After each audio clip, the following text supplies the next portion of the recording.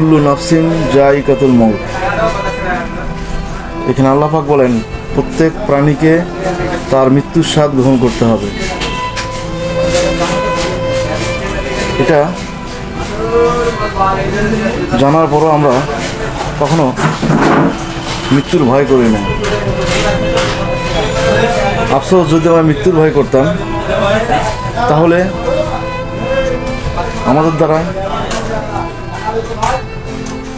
সমাজের কোনো ক্ষতি হতো না।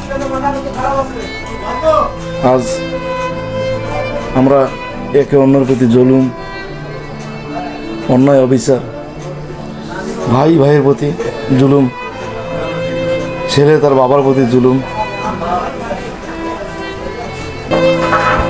আসলে আমরা ওইভাবে চিন্তা করি না যে আমাদের মৃত্যু হবে। এখান থেকে কেউ রক্ষা পাবেন না, পূর্বেও কেউ পায়নি,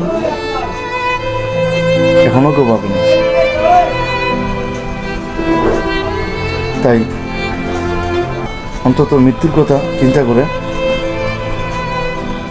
নিজেকে সংশোধন করার চেষ্টা করবেন।